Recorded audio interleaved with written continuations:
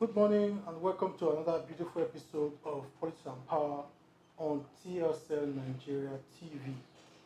We're back here again to discuss the issues as the 2023 general elections are coming.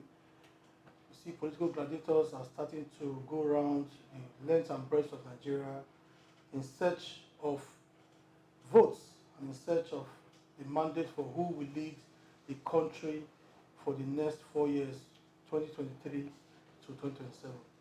We all know that Nigeria has been going through turbulent times, but there's a popular saying that the person that um, votes doesn't really matter. It is the one who counts the votes that really matters. And today we'll be putting our focus on INEC to look at how prepared INEC is for these elections and what we should expect from INEC. To discuss all of this, I have my brother, my friend, Honorable Christopher Ojeikhere. Good to see you, sir. Good morning. Thank you. Looking very good, sir. Thank you.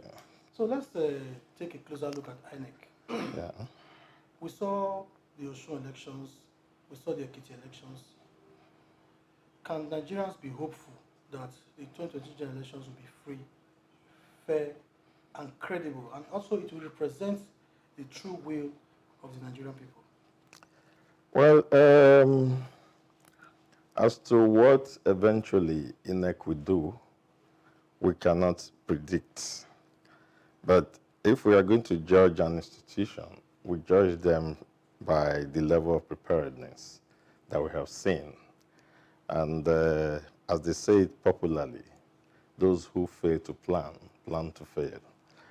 I have respect for those who have plans. If you ask them to show you the blueprint for whatever event or program they have in view, and they're able to show you, I have respect for them. And that's why I would like to give them the benefit of doubt. I'm aware that sometime around February towards March, they set up a committee to look at all the issues regarding 2023 elections. And that committee came up with a strategic plan. They did not only have a strategic plan, they had a strategic program of action. They came out with their regulations, their manual, and their guidelines. Now, if you add all of that to the Electoral Act as amended and the Nigerian Constitution, INEC will have no excuse to fail. They have promised that all of these are going to come into play, the 2023 elections. They followed up with a lot of stakeholders' engagement. And that stakeholder engagements have produced some results which we could use as an extrapolation to say if they continue like that, they are likely to produce good results at the end of the day. What are the results of the stakeholders' engagement? They were able to, by stakeholders' advice, expand access of voters to polling units. So as I speak to you now, we have an additional about 56,000 plus polling units, added to the polling units you had in 2019. So we have about 176, almost 177,000 polling units now. And if you judge that we have 774 local government areas, you would say that's quite a substantial number to account for voters. So they had that in place, and that came from stakeholders' input. They have also been able to assure of training of personnel to man these polling units. I remember the INEC chairman, long before now, say about that February to March that I said earlier, had asked all the recs to, submit inventory of all the electoral materials they will need in the state so that they will have in one go a purview, of, the entire materials that they'll be needing for the election so that if there are adjustments to be made and so on and so forth, they'll be able to make it. So when you look at all of this plan, irrespective of what might have happened in Osun and Ekiti, it's an ongoing process. And those elections, you would say, had provided some, templates, learning templates for them to improve upon towards the general election in 2023. Okay, one thing, obviously, talking about templates, one thing, obviously, that INEC the electoral empire Yeah. haven't really been able to address is the issue of vote buying. We saw it in Oshun, we saw it in Ekiti, and over time we've not seen any indication that INEC have come up with stringent laws or the National Assembly have come up with laws guiding INEC on how to address these issues. We see a situation where people go to the field with cash and voters are induced, they are bought over, and the whole process is compromised because people are not voting their conscience, they are voting for stomach infrastructure based on what they were given by politicians in the field. So how do you think INEC can address the issue of vote buying in our elections? I think for vote buying, a lot of people, including INEC, is playing the ostrich. Nobody has advanced himself to take responsibility or prefer solution to that. The politicians are not likely to be in the forefront to doing that. They are the culprits in vote buying. INEC is shying away from that responsibility in the sense that they think that it's not part of their mandate to arrest, vote buyers on the field. We don't know whether to place it as a criminal offense or as, if you have what you may refer to as electoral offense. Are there electoral offenses tribunal in place? They're not in place. And that's why people like us have been asking for that. So that cases like that that are committed in the polling unit and at voting centers is referred immediately. You don't have to boggle the courts down with that. So it's a failure and a weakness in the system. It is more of an attitudinal problem with our politicians, the desperate intention to win at all costs, make them resort to vote buying. But somebody has to take responsibility for curtailing that, menace, because it's increasing by the day. Because those who have done it in the past have done it with impunity. Nobody has been punished. So I don't know. I have not seen any section of the electoral law that also covers that. I thought part of the reform that would have happened would have been all sweeping, so that that would have been included. It is something we all have to speak out against, and because it's deplorable. So I don't know, but that I think that INEC must be given that power, that mandate, to arrest within the polling unit anybody involved in that kind of activities and other unwholesome activities for that matter. Okay, let's look at the security situation and the challenges it poses to elections generally, because you can only have peaceful elections in a peaceful society. In a society at war with itself, I don't think people can be talking about elections. In Osun State, for example, the police mobilized 40,000 police officers to provide security for that elections. And in Nigeria, our police strength in Nigeria is about 400 and something thousand. It means that if we have to deploy 40,000 police officers to every state in a general election, we can only do about 10 states. That's going by the numbers. So do you think that looking at the security challenge in Nigeria today, that with the kind of security architecture in Nigeria, that we have enough security for the elections, that Nigerians will go to the field that day knowing that they will be safe when they cast their votes? Let us even assume that we have 40,000 policemen to deploy.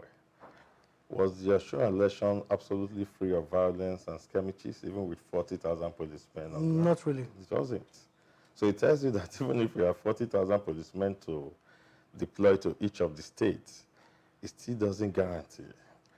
The security apparatus would have to come up with real strategic plans of how to stretch out their already very little numbers to deal with whatever skirmishes or whatever kind of electoral offenses we might have that might lead to violence and all of that. I think it is more of voters' education and then voters' inclusivity.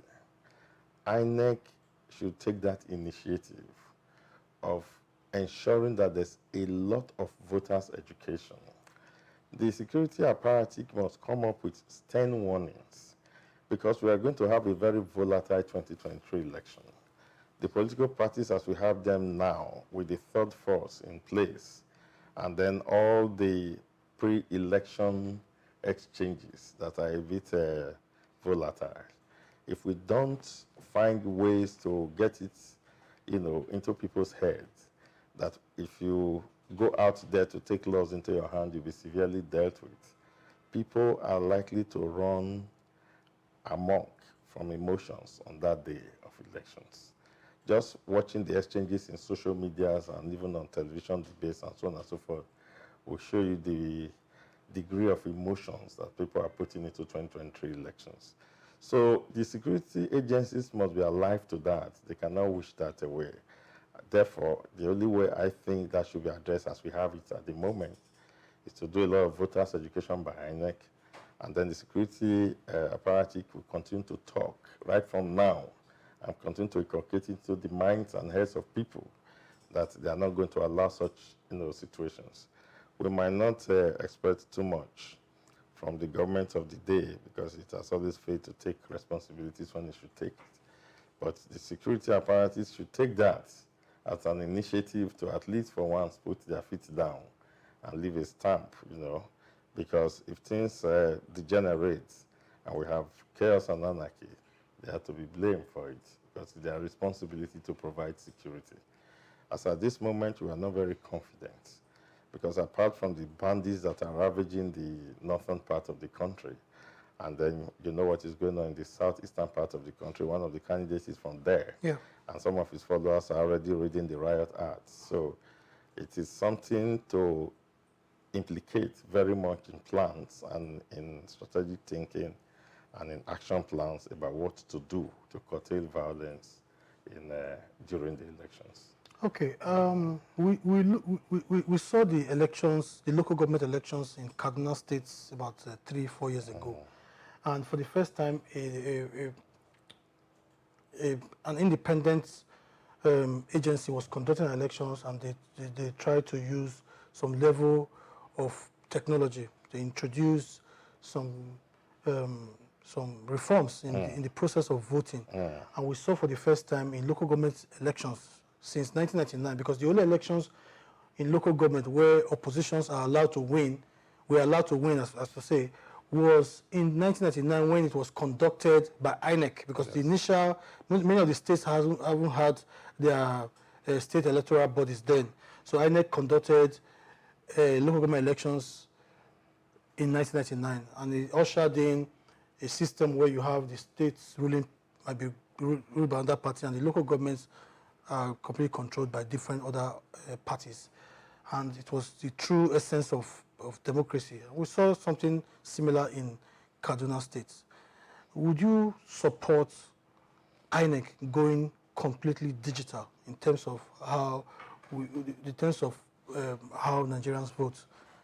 In fact, to a point where we can see that people can even vote from the comfort of their homes.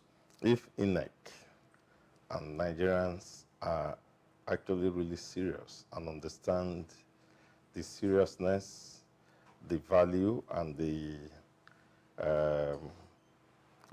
how do I put it now, the substantial value of elections or election cycle, then we would all know that there is no choice to that option. There is no way you are going to have credible elections if you don't go digital.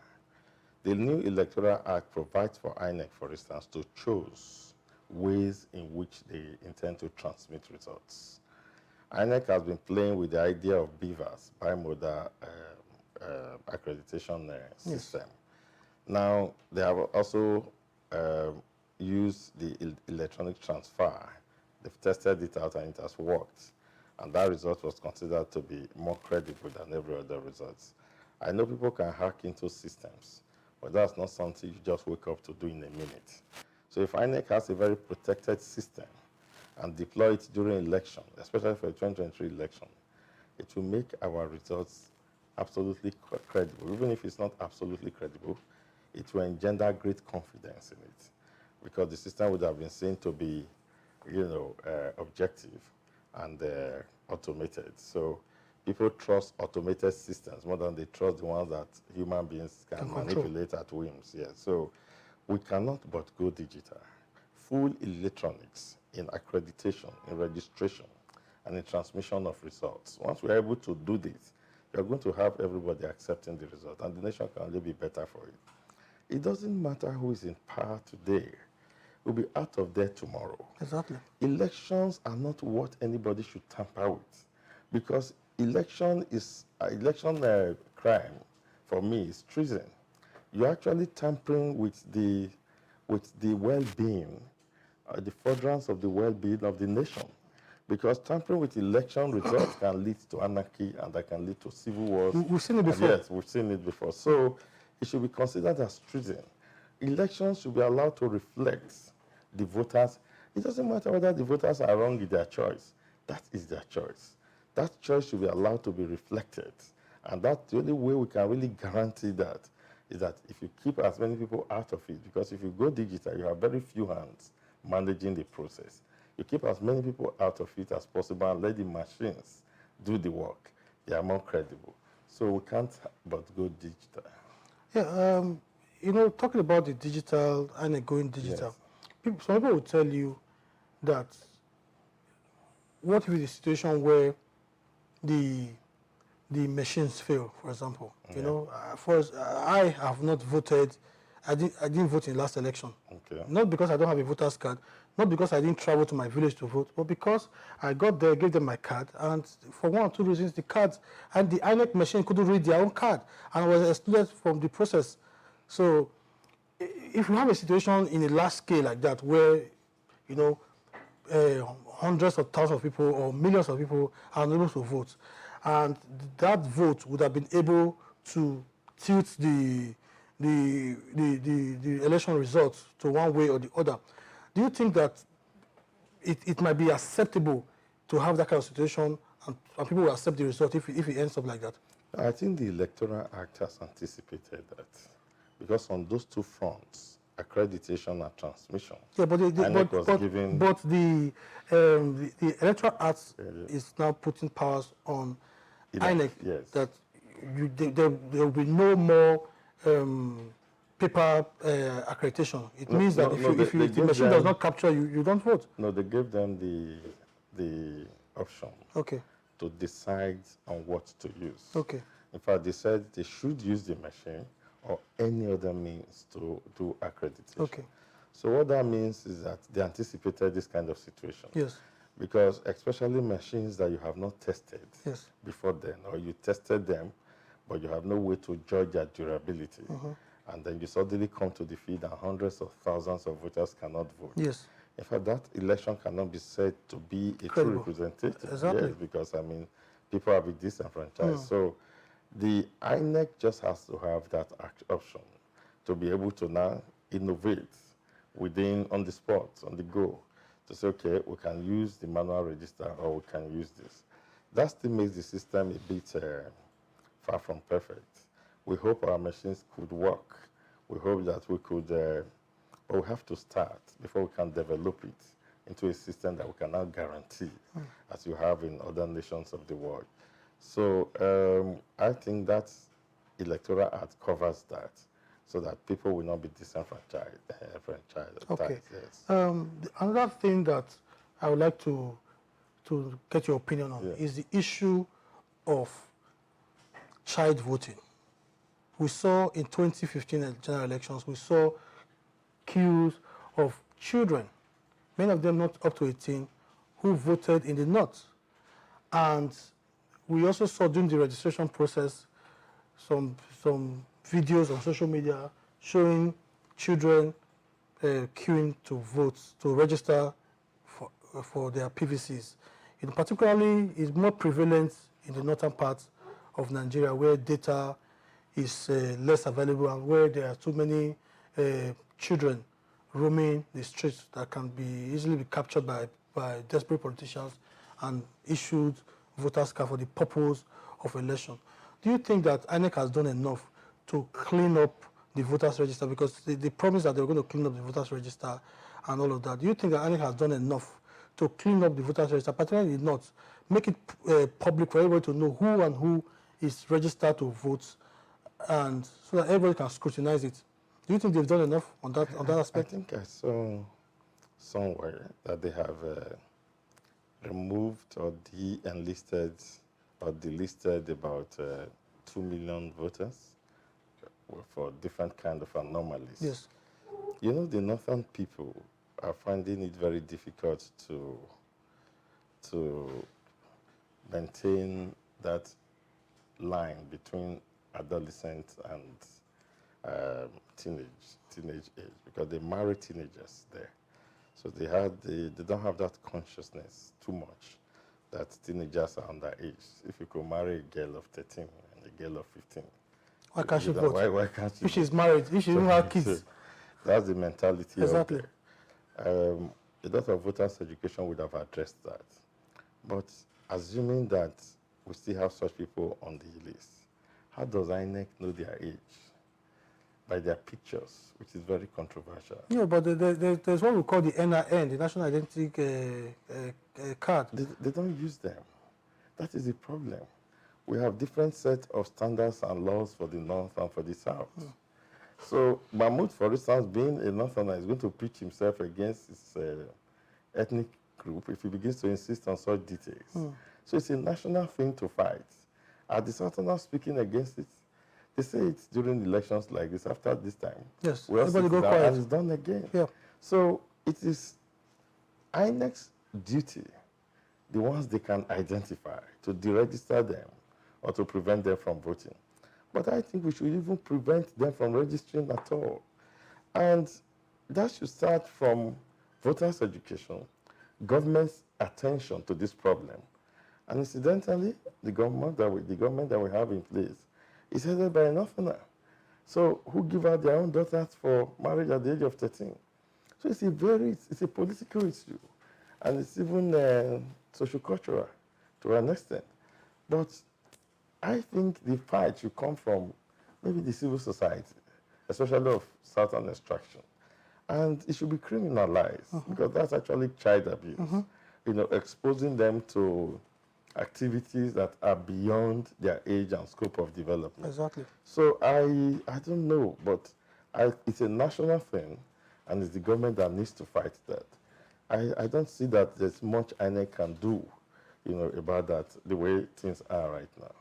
Now we let's look at the challenge of logistics for INEC. Exactly. Because it's you can't talk about elections and not talk about the logistical challenge that arise from elections. Look at what is happening in Nigeria today. You see, so many cities are ravaged by flooding and all of that. And it's affecting even the distribution of food in Nigeria. So if you can't even distribute food properly, trucks are stuck in the north, they can't come down to the south because of the roads in Kogi that have been cut off and all of that. So if we're having this kind of logistical challenge to even distribute food around the country, do you think that INEC will be able to surmount the logistical challenge to distribute election materials to the nook and crannies of Nigeria, you know, particularly in those hot zones, northeast where they are battling the Boko Haram, in the north central areas of Kaduna and the rest where travel has been made practically zero because of the activities of bandits, and in the northwest, in the Zamfaras and the others, where bandits have taken over complete villages and all of that. Do you think that these areas, INEC will be able to distribute materials and be able to get results from those areas to reflect the voting will of those people in those areas? Well, Mahmoud himself has cried out about this, I think just about 2 weeks ago. Okay. In the north. I mean, he had an occasion to address a particular gathering. And he said he cannot pretend at all that the activities of bandits that are already eating inland, yes, they are not just at the periphery anymore, as you yes, have said, yes, they've taken whole communities. Yes. Now, those activities of bandits are likely to affect the 2023 election, except something is done. Now, hopefully, we'll be doing the election in February, which is not rainy season for Nigeria. So we might not have too much problem with rain with respect to movement. I don't know how much they have as budget for transportation, but if we're going to do an election in February, 3 months to that time, we should have expected that certain sensitive materials have arrived in certain places. So that is not likely to be now. So we are going to start hoping for movement of materials, say maybe towards the end of December, which is a bit late for some. So it depends on the budget, whether you can use helicopter to move around, we don't know. But security is a big problem. And I keep saying that I'm surprised that INEC is planning such a strategic election and giving releases and enumerating challenges. We are not seeing agencies that are affected or who are direct, whose direct mandate is these challenges. These challenges are in their purview as Yes. their direct mandate, like security agencies, giving, parallel releases to tell you, okay, this problem that Mahmoud talked about, this is the strategic plan we have to address. To address it, exactly. Want to wait till the election day before the police will come out and say we have so people 30,000 strong here, we have this one strong here.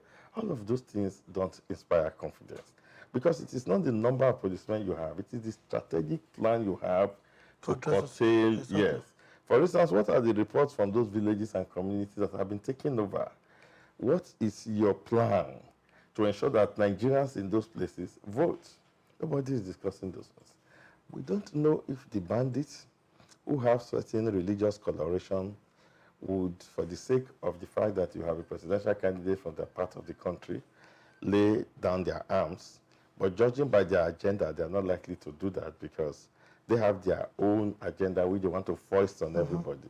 So, and they are, you see them even on social media and public space.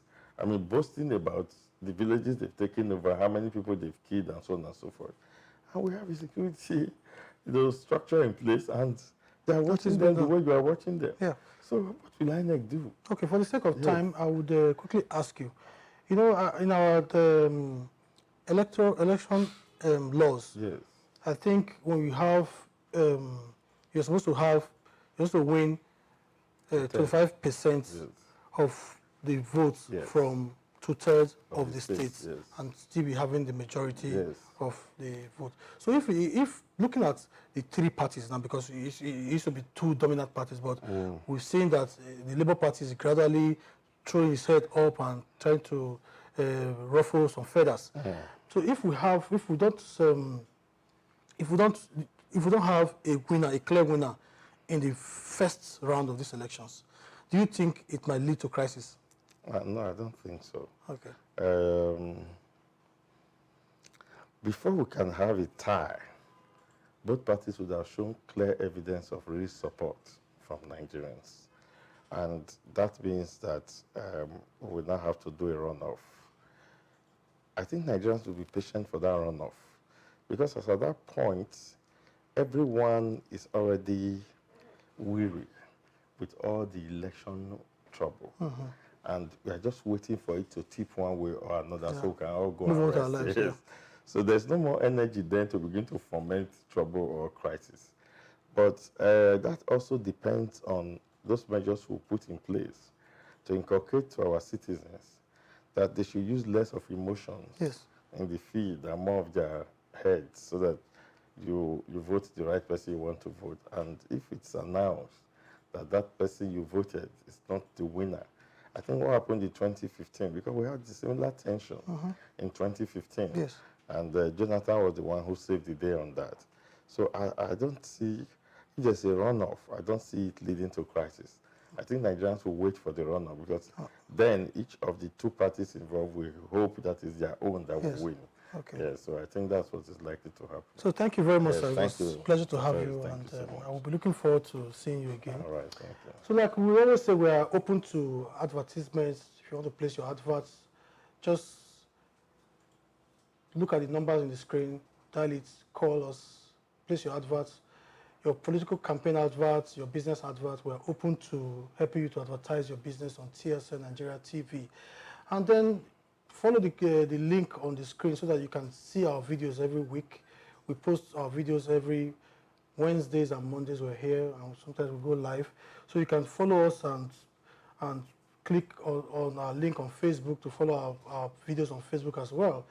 And we'll be back here again on Monday. We'll be having the PDP candidates their spokesperson in Edo for Monday, and that of the APC as well. So it will be an exciting debate here on Monday.